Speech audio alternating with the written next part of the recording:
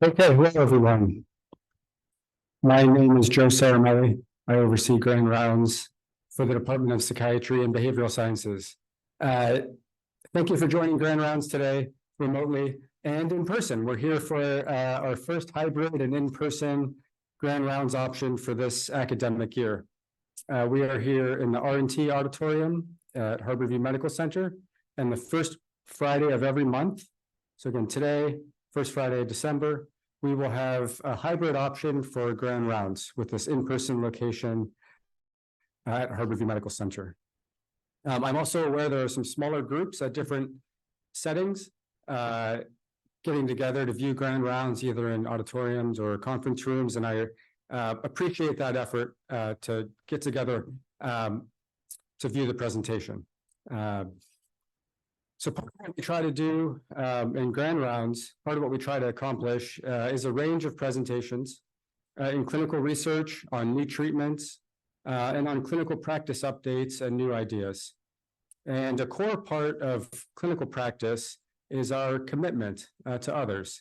And when that aspect of practice is challenged or compromised, we, just as people, respond to that. And sometimes that response includes distress. And today's speaker, Dr. Wendy Dean, has described detailed accounts of such experiences and advanced the term moral injury in medicine. Now, Dr. Dean is a co-founder and president of an organization called Moral Injury of Healthcare, which since 2018 has sought to reframe how medicine thinks about and solves clinician distress. Dr. Dean previously worked in clinical practice in psychiatry and emergency medicine. Then for many years worked as a medical officer in the United States Army in the Office of Tissue Injury and Regenerative Medicine. Currently, in addition to serving as president of the Moral Injury of Healthcare, Dr. Dean is also an author, recently publishing in the spring a book titled Moral Injury in Medicine and Why It's So Hard for Clinicians to Put Patients First. With that, I'll end my introduction and I'll turn it over to Dr. Dean for today's presentation. Thank you.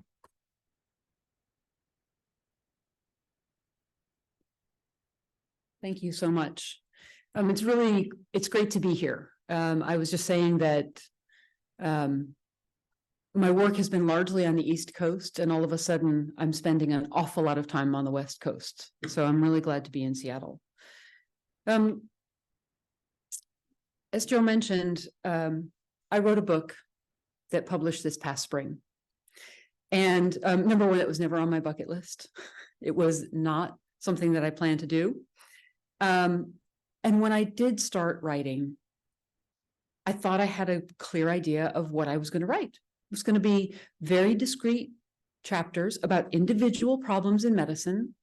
And it would, we would wrap it up in a tidy, each chapter would wrap itself up.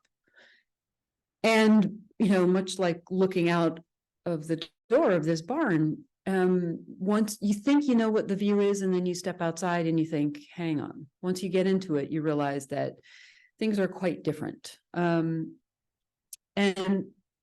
I realized that living up to the promise that we make to our patients who give us the gift of their trust was much more complex than I imagined it would be at the start. So my journey to this work, again, which I did not plan for my career, started really in 2016. My co-author, co-founder, sort of co-thinker in this is Simon Talbot, who is an academic plastic surgeon at Brigham in Boston. And we were at a meeting of hand and face transplants in 2016. Now, he and I had known each other for a couple of years. We had written papers together about innovations in the transplant field and about medicine in general. And we finally, in this kind of oasis of a conference, had the time to sit and talk to each other. And we trusted each other enough to really share our stories.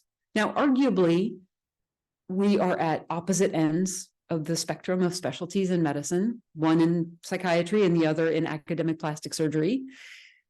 And what we realized was that our experience of medicine, even in those two very disparate specialties, was very similar.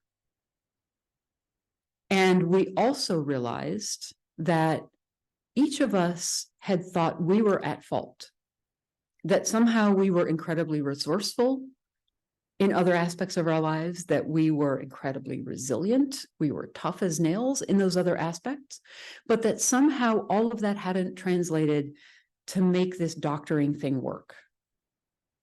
And when we realized that, we said, okay, hang on. So wait, it's not about us. It's about where we work and how we're asked to work. So we started thinking more about that. And as we started doing the work, we started realizing that, part of what we were looking at is medicine as a corporate entity. And whenever you look at medicine as a corporate entity, any business, any corporation, you have to follow the money. And over again, when I followed the money down the rabbit hole, it would come back to this guy. This is Milton Friedman, who is a Nobel Prize winning economist, who in 1970 wrote a piece in the New York Times. It was the Sunday New York Times, so it was a big deal. And what he said was that the only obligation of a corporation is to maximize shareholder value. Nothing else. No obligation to the community, no obligation to the workforce, only to shareholders to maximize their value. And if you maximize shareholder value, then their largesse would trickle down to the communities and to the workforce. But really, you only cared about shareholders. So that's great. It's a great idea. And it probably would have just languished in the ivory tower unless somebody like Jack Welch came along. So Jack Welch was a poor kid from a hardscrabble New England town who took over GE in 1980. And this is Schenectady, New York, where GE was headquartered.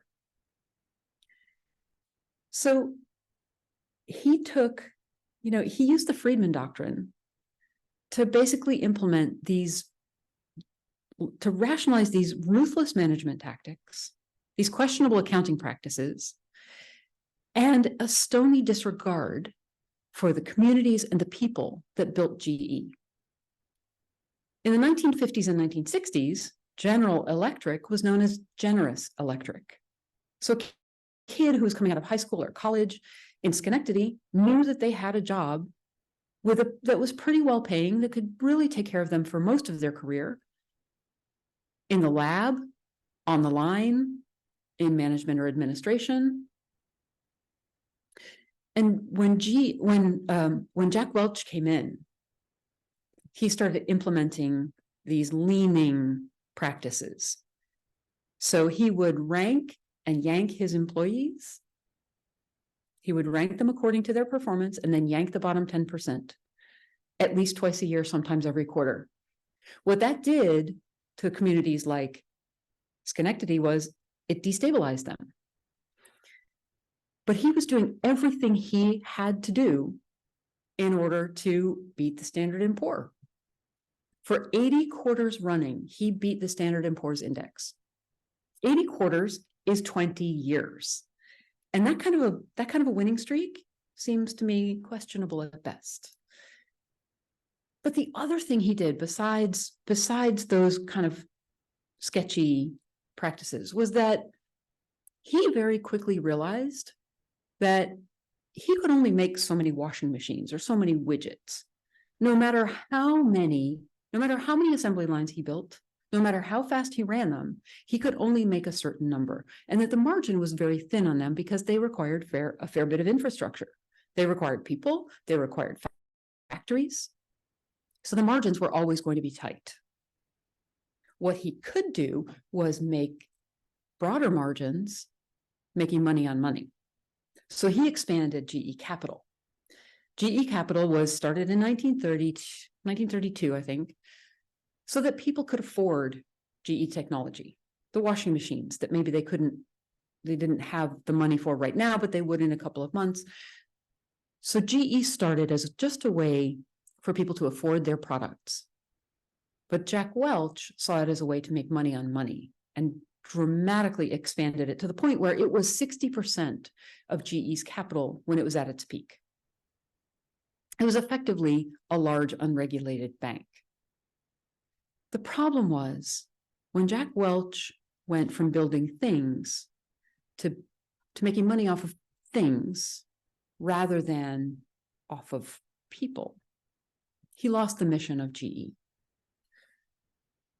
And what that ended up doing was laying waste to cities across the US. So this is Pittsfield, Massachusetts, where my dad used to make sales calls. GE Pittsfield put a lot of food on our table when I was a kid. It also decimated Schenectady, New York, where Matt Ramsey, who is in chapter 1, grew up. Matt is now an orthopedic surgeon, but he grew up in Schenectady in the 1970s and 80s, before and after Jack Welch. And he watched as the town imploded. When GE, when things got stabilized and manufacturing moved offshore, his friends' families lost jobs, closed their businesses, moved away. And although his family wasn't directly impacted, he watched this and thought, okay, business seems like a tricky place to make a living. It's hard to know, you got to watch your back all the time. And, you know, that's not a stable way to build a family. But the other thing that really got to him, and every time I asked him this question, when I asked him, I must have asked him at least 3 times why he went into medicine, and it was a very consistent response. He said, I wanted a stable income, but mostly medicine would ask me to be a better man for my patients every day. And that's why I chose it. So, you know, Matt was going into medicine to be a better man, to have a stable income, to do right by his community, to care for his patients. But, you know, the Friedman doctrine started gaining traction. Business schools across the country started spouting it as the delivered wisdom. And it even changed corporate legal theory so that no longer were CEOs, no longer was it a good idea for them to put their shareholders first. It became their legal obligation to put their shareholders first. They could be sued if they didn't do that. So it's changed the face of business, but it's also changed the face of healthcare, because over the past half century, those executives didn't stay at GE or at other manufacturing organizations. They did go out to Boeing, they went out to Alcoa and to Polaris and to all the other business sectors, but they also came into healthcare. So for example, CEOs like William Schoen, that I talked about in the introduction, who knew nothing about healthcare, but they were acolytes of Jack Welch, and they brought his principles into healthcare when he became the CEO of Health Management Associates. And they started heavily consolidating hospitals. So they were buying, big hospitals were buying smaller hospitals. And they also brought in those hard-nosed strategies, measurement, metrics, ranking and yanking. And they promised that economies of scale, better coordination, would lead to better outcomes. What we have now, though, is, and I think there's a pointer here. Yes, we do. So what we have here is when you look at consolidation, this line is 2000. It's an index. So 2000 is sort of perfect competition. This was healthcare in 2019, I believe. It's gotten worse since then. To the right of that line is heavily concentrated. 2/3 of healthcare markets are highly concentrated now, which means there's very little competition, there's very little choice for patients, and there's very little choice for the workforce. And if you notice on the top, there are lots of arrows that are going more to the right and very few arrows going to the left. So we are concentrating more and more. We're also starting to see consolidation across state lines, so that healthcare organizations are becoming much more regional, and some of them are becoming national. Bigger and bigger and bigger. But more than that, we've also started vertically integrating. So hospitals have started buying smaller hospitals, we know that, but they're also buying physician practices, they're buying pharmacies, pharmacy benefit managers, group purchasing organizations. They are becoming insurers. And what they want is to own all of healthcare, nose to tail. Every interaction that you have with healthcare, they want to be theirs so that they capture all of that revenue. And what was most chilling for me was realizing at one point, as I was writing the book, that US Steel, back in the early 1900s, was one of the most highly consolidated, highly vertically integrated corporations in the US. It was one of the biggest corporations in America, in the world, I mean. And it was owned by, these tycoons of the early 20th century that we kind of look at a bit askance now and say, what was all that wealth about? This is the US Steel Tower in Pittsburgh, Pennsylvania, that is now occupied by the University of Pittsburgh Medical Center. Their administrative offices are now in the US Steel Tower offices. So we are becoming more and more corporatized. And healthcare is now nearly 1/6 of our economy. Every year it gets bigger, it takes up a bigger chunk of our economy, and that has a lot of implications for the choices that we make. So we talk a lot about social determinants of health. When we gobble up 1/6 of our economy, we leave less to address the social determinants of health. So, that's one issue.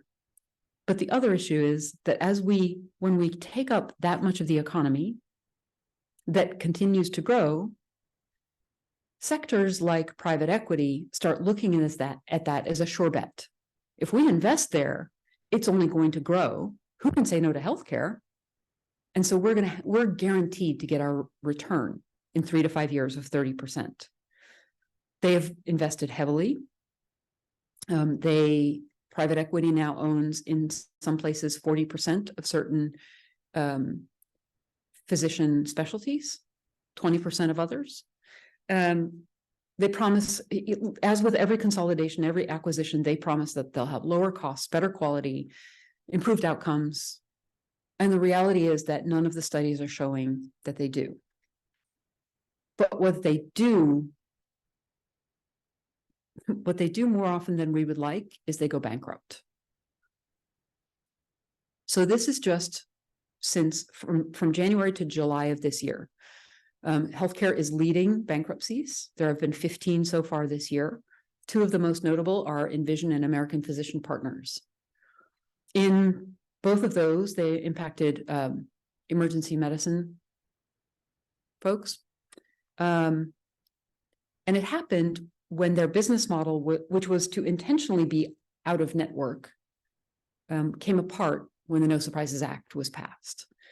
And so when they went bankrupt, there were a lot of stories. About 10% of physicians who worked for either company worked in June and July and did not get paid. Many of them, again, between 10 and 15%, lost their malpractice tail. And the consequence of that was that the companies who came in to replace those contracts said to these physicians, fine, you can sign on with us. We'll pay your malpractice tail, but you need to sign a 3-year contract. and you have a 50 to 100-mile radius of your non-compete. So if you leave early, you have to repay us your malpractice tail, and you have to move, uproot your family. But for me, the hardest thing, even harder than seeing that US Steel Tower, was the fact that we are now financializing in healthcare. We can only see so many patients, no matter how many clinicians we have there.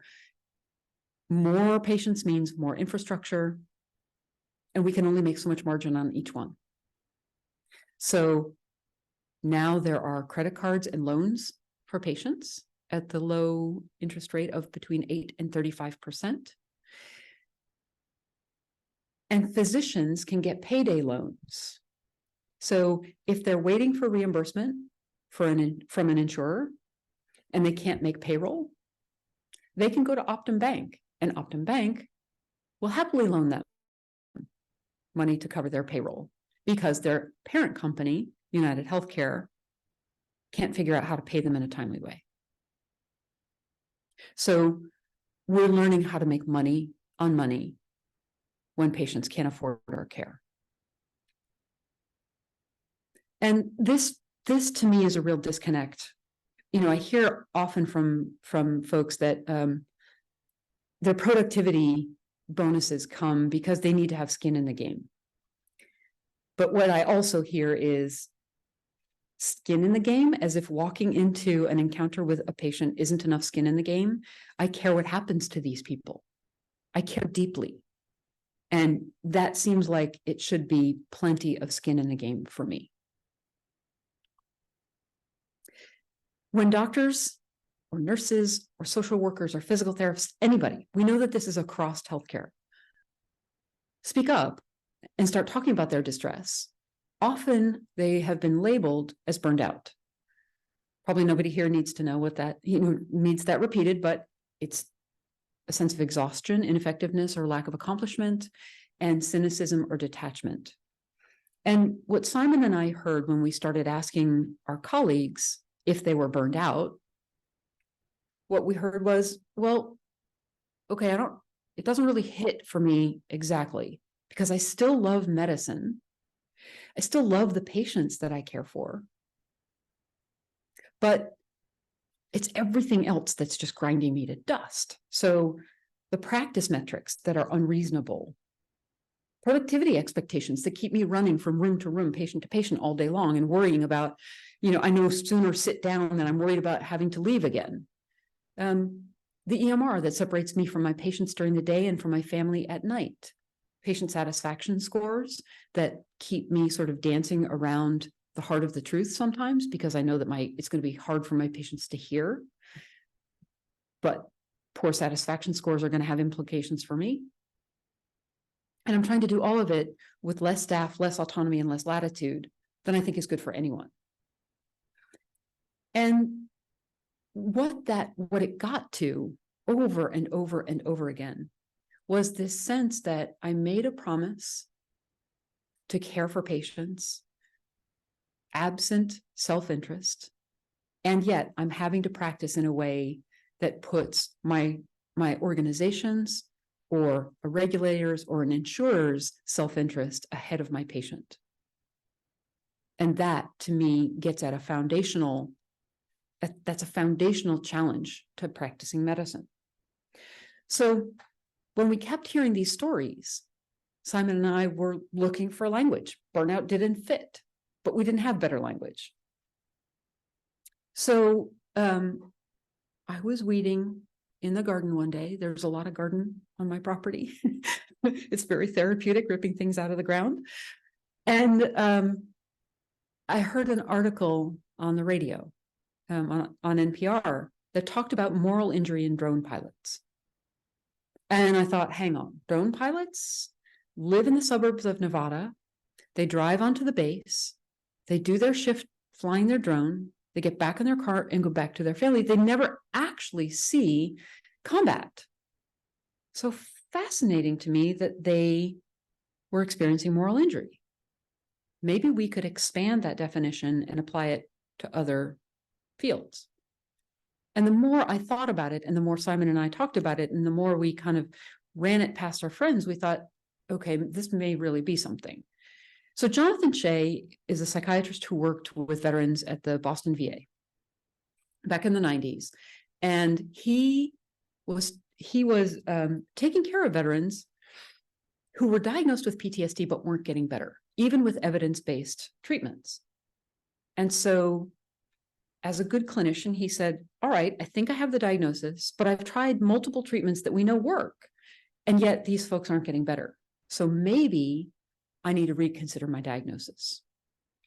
And what he found when he went back and talked to these folks was that they didn't have this physical fear, right? They didn't have that fear-based concern of PTSD. What they had was a worry about their moral integrity. He said that moral injury was the experience of betrayal of what is right by someone who holds legitimate authority in a high-stakes situation. Required all three of those things. About 15 years later, Brett Litz and his colleagues, also working with veterans, but this time from Iraq and Afghanistan, said, we think that it's about perpetrating, failing to prevent, or bearing witness to acts that transgress deeply held moral beliefs and expectations. And when Simon and I were talking about it, we said that those deeply held beliefs and expectations are the oaths that we took when entering our professions to put our patients first. So your risk of moral injury increases when you experience a betrayal that causes you to transgress your deeply held moral beliefs and expectations, or your oaths. So we posited this, we put it out in Stat News, expecting that it would go in the bin with every other burnout paper that's been written, and we could go back to our day jobs. And that is so not what happened. So I knew that the paper had published, not because the editor told me when it was publishing, but because I went into work at 6 o'clock and I already had an email from someone saying, this is the language I've been looking for the last 30 years. 300,000 downloads later and still going. I haven't checked in about 6 months. It was the most read article for Stat News in 2019, although it was published in 2018. And it's still one of their most read articles ever. Now, this is not to say that Simon and I are super clever, but it's to say that people were really hungry for new language to explain at least some of their experience. So one of the misconceptions about moral injury for folks who are learning about it now is that it started during the pandemic. And there's every reason to think that, yes, I think a lot of people experienced more of it during the pandemic. But on February 24th, 2020, I was in New York City Hall in a tiny little hearing room, shoulder to shoulder, packed in tight with executives from healthcare systems across the city. And we were talking about the need to improve safety in New York City emergency rooms and why it was important to address moral injury. And then 3 weeks later, nobody was masked. I look back on it now and I think, oh, that was scary. 3 weeks later, the city shut down, and we all know what happened in New York. You know, the pandemic did expose the gaps and the vulnerabilities in our healthcare systems, but it didn't start moral injury. That was already there, and it was already a crisis. This summarizes for me, this quote from Ed Yong in The Atlantic in November of 2021, summarizes for me a lot of what was happening during the pandemic and still now, which is that he wrote this in the context of why is there an exodus of healthcare workers? And what he concluded was that healthcare workers aren't quitting because they can't handle their jobs, but because they can't handle being unable to do their jobs. Not enough staff or supplies or space or autonomy or latitude to do the jobs that they need to do. But the pandemic did have an impact, and people did experience moral injury. A group at Duke used the moral injury symptom survey, which was adapted from the survey that's used in military populations, and found that 41% of respondents had indeed experienced moral injury during the pandemic. A year later, another group used the moral injury event scale and found that about a fifth of respondents felt they had betrayed their own moral code, and 45% felt betrayed by people who they once trusted. That to me says that there's a lot of repair that needs to happen in healthcare. And it aligns with what we've heard, people writing to us, kind of taking us aside confidentially, that I'm not sure who to trust anymore. The other common misconception, though, is that this is a clinician problem. And we worked with collaborators in the UK to do a study this winter looking at what happens with managers and administrators, and found that 40% of them experienced moral injury as well. They were trying to keep their organizations alive while we were trying to keep patients alive. They knew what their workforce needed and were unable to get it for them. And so I'm not sure that any of us would question why we need to do this, but there are arguments based on cost and based on numbers. It costs our patients, because when they encounter a clinician who is distressed, they have 2 times lower satisfaction scores. That translates to less engagement, less adherence to a treatment plan, and poorer outcomes. So our patients suffer. Even though we think that we've compartmentalized this and locked it down nice and tight, they can feel it. It also costs a lot of money. Stanford did a study and found that it cost over 2 years. The excess burnout, the excess turnover that they attributed to burnout cost between $15 and $55 million, which is an awful lot and might be better spent in staff that we retain. But the human cost is what's really incalculable. This is Dr. Lorna Breen, who was the first physician to die by suicide during the pandemic. She is one of 400 a year. Doctors, nurses, both have higher rates of suicide than the general population. And in some calculations, it seems to be about on par with the rates of death by suicide in veteran and active duty military that caused alarm a decade ago and caused the Army to actually stand down for a day. So the human cost is unquestionable. Dr. Lorna Breen's family decided to take their tragedy and convert it into action. And one of the things that they've done is to get Congress to pass the Dr. Lorna Breen Act, which provided funding for an effort to address burnout and resilience in healthcare workers. And we came in and said, you know what, we think that there's one more component to this. And we were awarded the Technical Assistance Center with George Washington University, the Institute for Healthcare Improvement, and the American Federation of Teachers. And part of what our task is as the Technical Assistance Center to 44 grantees is to develop a national framework for burnout and moral injury, which you can find at wpchange.org. I'm not going to walk through this slide. You're welcome to go there. On the website, there are tons of resources, white papers. There's the framework, so you can really spend time exploring it. But what it boils down to is this simpler diagram, which is that burnout, it's not that burnout doesn't exist. It's not either or burnout or moral injury. It's yes and. Burnout is an incomplete diagnosis. So the way we tend to think about it is that burnout is the demand resource mismatch that leads to chronic stress. It is the operational challenges that all of us face every day. The administrative burden, the not having supplies when you need them, the not having support. Moral injury, on the other hand, are the relational ruptures that happen when people make decisions without your input into, and it impacts your ability to provide clinical care. So those are the relational ruptures. That's the betrayal. It's both. Our collaborator in the UK has done a study that really shows burnout and moral injury are separate entities.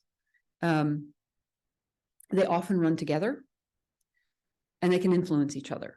So if you repeatedly recognize and speak up about not having enough resources, and there are excuses after excuses of why that you can't get those resources, that starts to feel like a betrayal, and that can drive moral injury. At the same time, moral injury that's unaddressed and unattended starts to look an awful lot like burnout, where you don't feel effective. It's exhausting, you don't feel effective, and you start to depersonalize because watching patients not get the care they need is really painful. And so you disconnect from that. So I don't think, I think it's really easy to lay this down as it's all the bad administrators, and we're going to do an us and them, right? Sort of dividing healthcare into administrators and clinicians. And I will say over and over again that I think as rare as it is for physicians to be profiteering, it's rare for administrators to also be profiteering. Everybody in healthcare comes into this wanting to be part of this mission. And what I've heard from CEOs, and one in particular said to me, I've been a CEO in healthcare for 2 decades. 10 years of that was running a physician organization. I have worked shoulder to shoulder with these people every day for decades. And yet, until I had a very personal family experience, I had no idea the barriers that clinicians face, the magnitude of the challenges that they face, or the risks with speaking that are associated with speaking up. No idea. And this CEO is a good guy. I think he truly, genuinely meant that. But he doesn't, what that says to me is we all take our training and our work for granted. Sort of, we forget how much our education and training changes how we think. It is quite different. And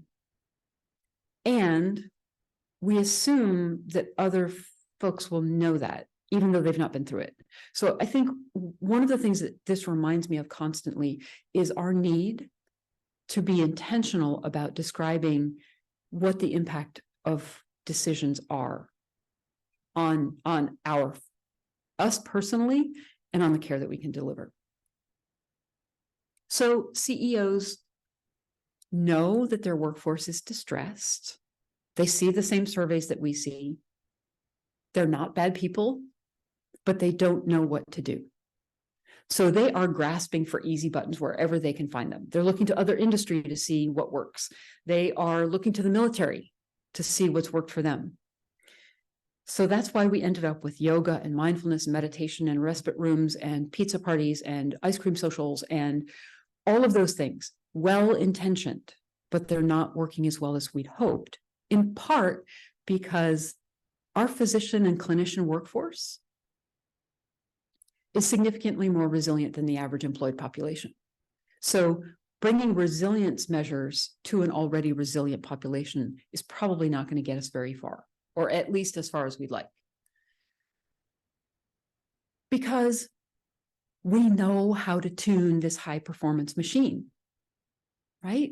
We know how much sleep we need. We know how much exercise we need. We know how much time we need with families to feel restored and to operate at our best.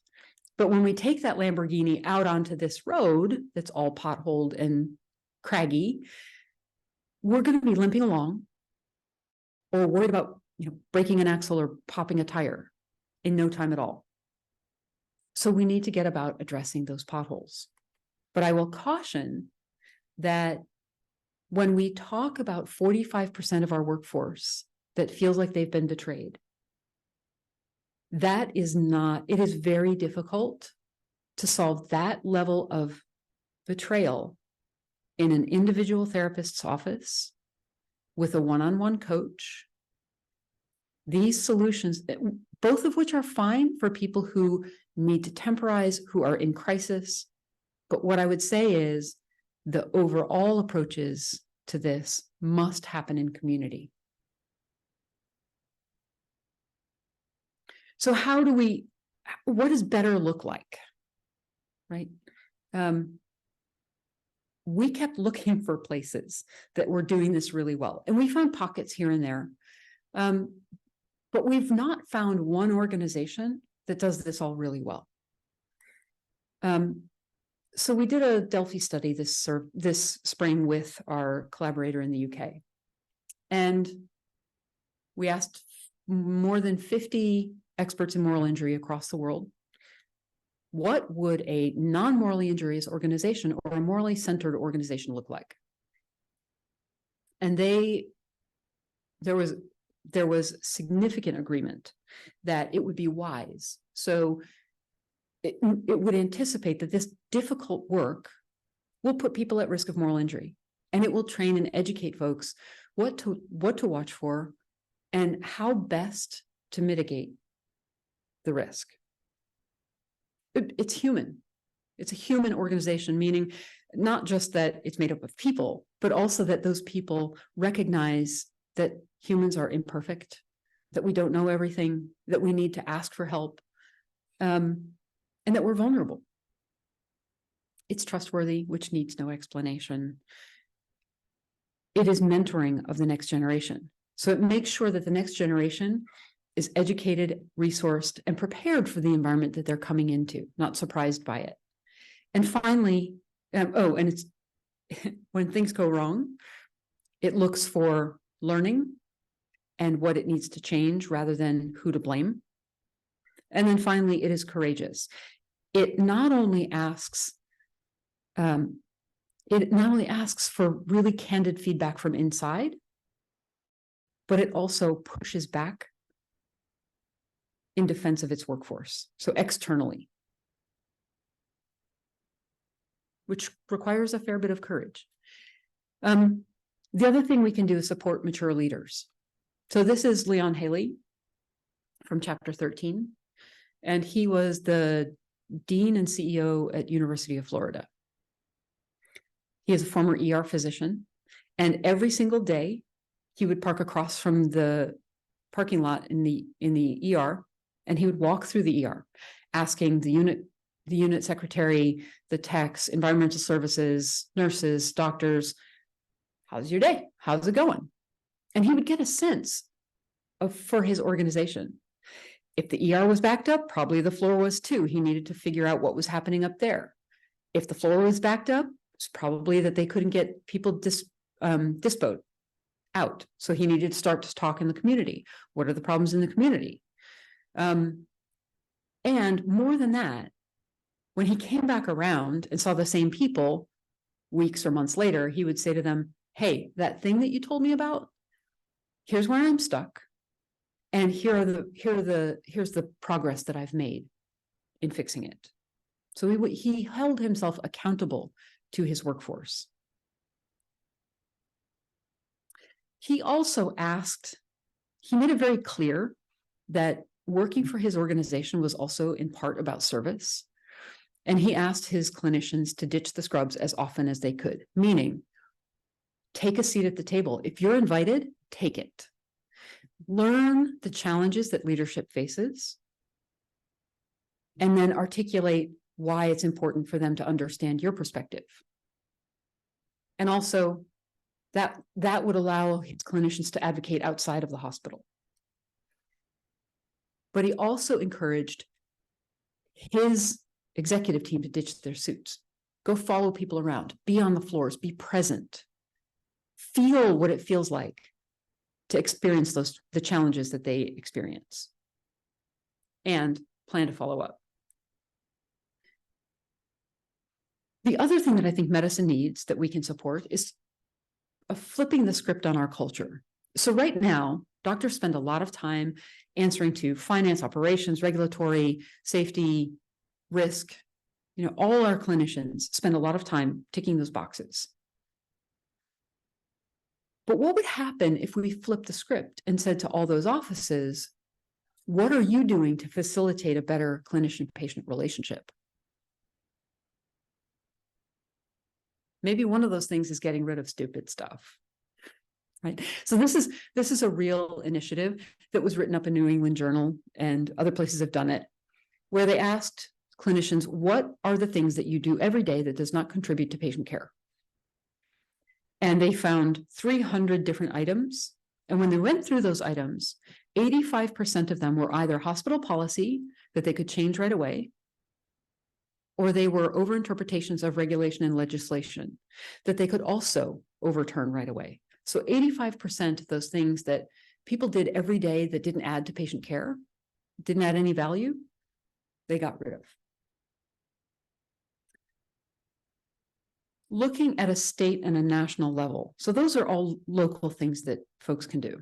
When you start looking at the state and the national level, the Lorna Breen Foundation has also made it their mission to make sure that clinicians don't feel at risk if they need to ask for help. One of the things is to change hospital credentialing questions, to remove intrusive questions about mental health care, and to do the same thing for both medical and nursing licensing and relicensing. So rather than asking, have you ever had a condition that could potentially impair your ability to function in your current role? It's, do you currently have a condition that is impairing your ability to function? And all of the states here that are Black, thank you, Washington, that's great. All the states in Black are compliant with this, with the Lorna Breen ask. So they do not have intrusive questions. But the states that are in light gray, and some of them have switched and are sort of in the process of changing their questions, they still need to change. There are some federal level changes that we can support, like the Joint Commission, which is reviewing its standards, deleted 168 of them and revised 14 of them at the beginning of this year. We need to keep pressure on them to keep doing that. CMS and other federal agencies are trying to harmonize their requirements. And in the process, Medicare eliminated 74 fee-for-service program measures between 2017 and 2021, which is 14% of the total, which means that there are an awful lot more that maybe we should be looking at. But again, we need to keep up the pressure to keep CMS and the other agencies trying to harmonize. And then the Federal Trade Commission has changed from looking at whether consolidation is good just for consumers because it reduces their cost. But they're not now starting to say, if it artificially suppresses wages, it's not good for the workforce. And if it reduces choice for consumers, it's probably not good either. So we need to keep supporting that. Because in the end, a healthy healthcare ecosystem is about choice. It's about choice for clinicians of where they work. It's about choice for patients of where they get care. And unless we keep robust options open, we're all going to be struggling. So the one cautionary note I would say is all of this change takes time.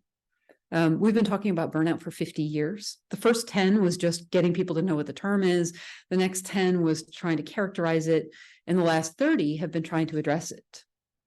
Moral injury has been in the lexicon of healthcare for about 5 years. It is a wonder anybody knows the term. And, one silver lining of the pandemic, if there are any, is that it did get this language out and people using it, which means that we can start evaluating whether it's important to address it. But it's going to take a long time. So as we start doing that, none of us can do this on our own. As clinicians, I think that we're quite impatient, and we like to think, I'm going to make the diagnosis, I'm going to recommend the treatment, and then it's going to be better. And really, the process of change takes a lot longer in most other places. So as we are moving forward to that change, what are we promising each other along the way? Not just administrators and clinicians, but also our patients. And with that, I will stop. All right, in the chat.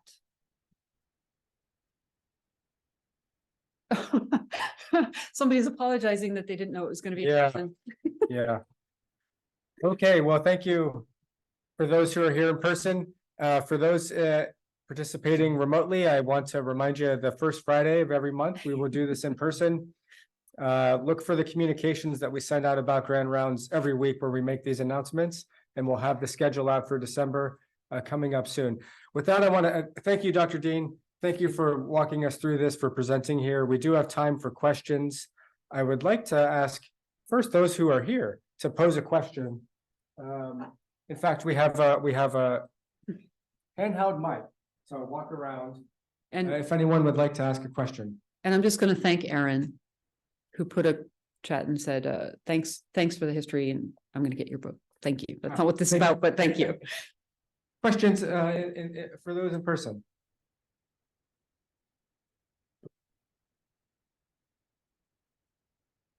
I'm wondering, in terms of community partnership, if you can point to any great examples of how physicians have kind of reached outside the walls of hospitals and clinics to find ways to like prevent some of the social determinants of health or illnesses that we feel so powerless sometimes. I think that's a major cause of moral injury in our practice here at Harborview. Yeah, so I will say that I think I've not found a place that's doing that extraordinarily well in all regards, because there are a lot of primary care programs that will refer out to agencies in the community. The problem is those agencies don't always have the resources that they need. And so again, I think this is one of those partnership opportunities where the health system, the community partner, and legislators need to work together to sort out how do we work to shift some of that, 20% of healthcare, 1/6 of health of the economy from healthcare into those social services. Can we prevent some of the healthcare use by bolstering what we provide in our communities? So I wish I had a better answer for you. There is a question on the chat. Thank you, Mike. It says, Dr. Dean, there is the description of acknowledging and repairing betrayal. Could you speak a bit more about what that looks like in a clinical situation? What might that involve? So what I think of that as some dictate comes, in a meeting or in an inbox, and you think, hang on, this is really going to impact how I care for my patients. And rather than figuring out how to do a workaround or griping about it, you go back to that person who sent the dictate and you say, so I'm sure that you intended well. Can I understand how you made this decision? And can I help you understand what that does to us on the front lines? Hopefully, the person who sent that email or presented in the meeting would say, gosh, I had no idea that we were doing that. Help me think through a better solution. Help me think through something that would accomplish the end that I need to meet while still allowing you to think of your care as still having integrity the way you'd like. So I hope that's helpful, but please, you know, I think it is helpful. I mean, I think it goes along with the, it's not really ditching the scrubs, but it is going to sort of expressing oneself, describing the experience, going to the table, maybe in a different way. right. And I think the important thing about that is to not make the assumption that it was intended to harm you. To go to the administrator or the leader with true curiosity and say, I'm not sure, I would love to understand your reasoning. I wanted to mention this. I did not during the introduction. Dr. Dean spoke earlier this morning at Seattle Children's Hospital. It's 2 presentations in one day, and speaking on Sunday at the AAMC conference that happens to be occurring here in Seattle. So multiple presentations in a short time course here. And I think they might all be different. Maybe there's enough to present it a little bit different each time. Any last questions from those who are here, or from anything else? Mike, is there anything? Okay. Well, yes, yeah. We do have one more question here in the Harborview R&T auditorium. What impact do you think the artificial intelligence is going to have on this process? That is a great question. So we also have a podcast on Moral Matters, and I just did an interview. We just dropped an episode with 2 folks who wrote one of the first books on AI in healthcare. And the challenge for me is, I think it could be really, really helpful if we engage clinicians in developing it.